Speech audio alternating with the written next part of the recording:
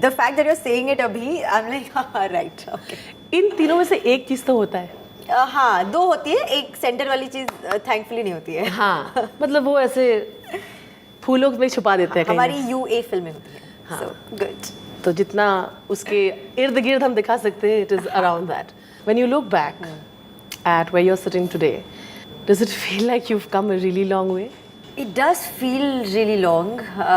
I think the sheer experiences of different films and the sheer gap between the films. I mean, I did LSD about 8 years back and I'm working with Raj and Ekta Kapoor because they were a combination in LSD then. 8 years later. And it's quite uncanny, but ऐसा कुछ था नहीं कि हमने क्यों collaborate नहीं किया या क्यों picture नहीं बनी, पता नहीं. For all I know, LSD 2 बना लेते हैं, like you know what I mean. But हुआ ही नहीं. एक होता है I think in the industry कि जब कुछ चीजें सही पड़ जाती है और हो जाती है तब हो जाती है. But this 8-year gap also now, I mean, for me to think, I was like 8 years back I did it, like that long back. I was like, what? No. Suddenly I realized कि oh अच्छा इतना time हो गया है. But yeah, it's been a long journey. I think all your leading men should really thank you. Really? When they start their journeys, initial journey with you, look where they are today. Well, okay, 2 of them for sure. Yeah. Yeah, 2 of them for sure.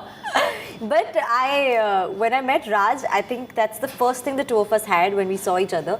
We had this smile on our face and we were like, what's up? Like, how you doing? It's amazing to see how Raj has made his journey and how he's come from LSD to one film to another, to great characters, to great films, to national awards, and now suddenly in this space where Stree is done like 100 crores. I mean, I just feel like certain stories are seriously to be written down as inspirations in a book. Like, that this is how it was done. Tell us about what you went through. In fact, even for LSD, I was rejected. I was not cast for the film. There was somebody else cast for the film. And here luck kind of played in, where the girl who was cast for my part, she left the film for something else. And then they didn't have too many days because 10 din mein shoot thi. So they went back to audition tapes. And somebody watching the audition tapes in that room said that, why don't we look at her? Out of nowhere. I mean, if he had not taken my name, they would have moved on to the next audition tape.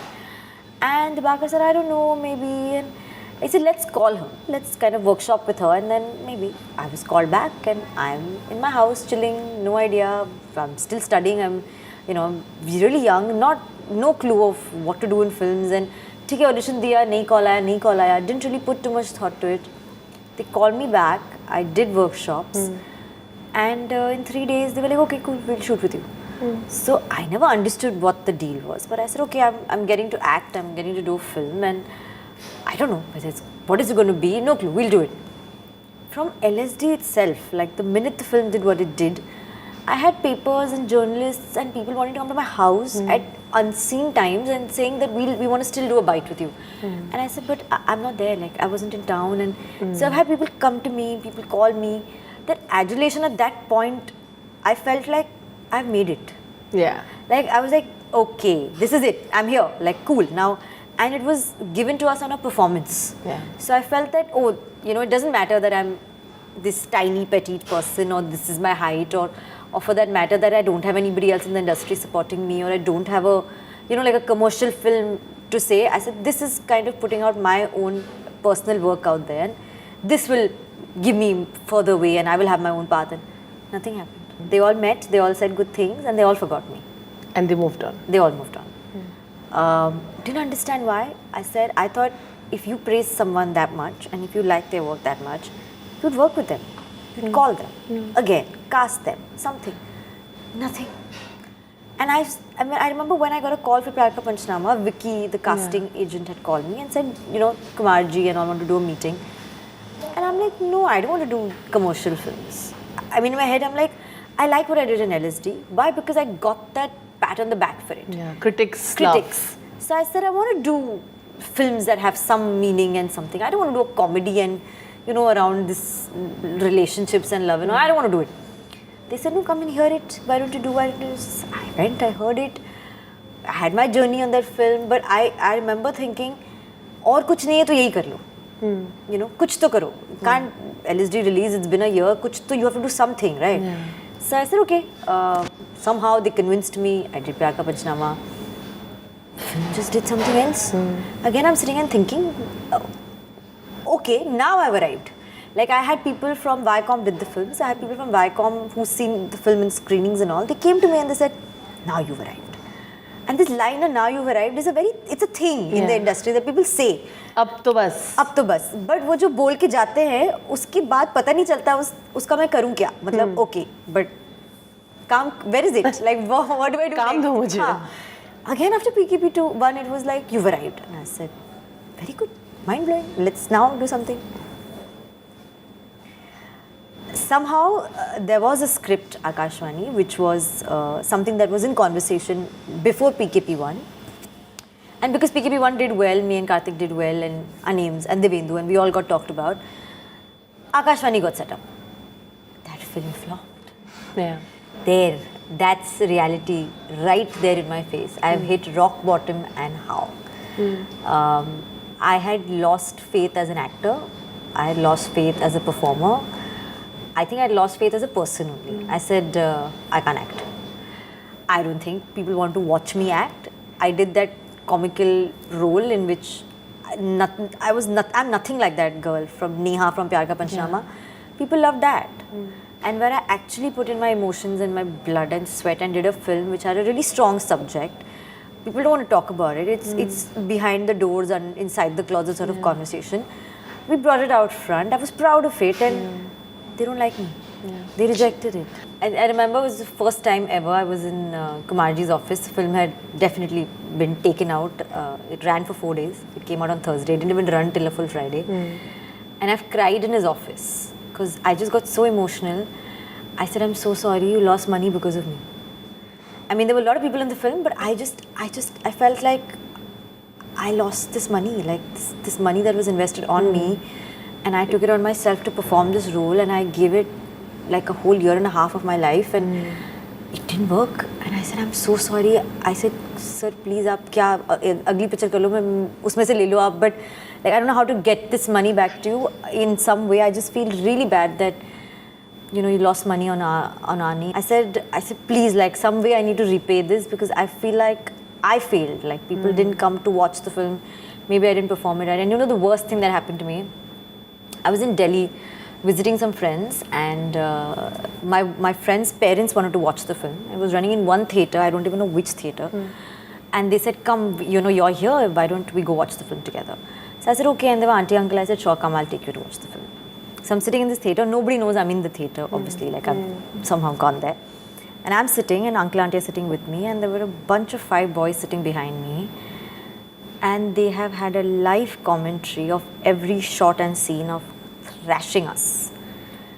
And auntie, uncle are turning to me and holding my hand and saying, it's okay, beta, don't listen to them. And I'm sitting there and I'm like, God, that's savage. I mean, I'm crying there and they're calling me names. And they're saying, oh, what is this drama? What is she doing? And I'm like, okay, somebody just stop the screen or something. Or I should just disintegrate here. So for 2.5 hours, they've gone on and on about how bad the film is and what they don't like. And the only time they enjoyed it is when we made some jokes about certain fun jokes. Is the only thing they enjoyed about the film. Of course, then when the film got over, they got up and I just stared at them straight, and then they realized it was me and they didn't know where to hide, so they ran.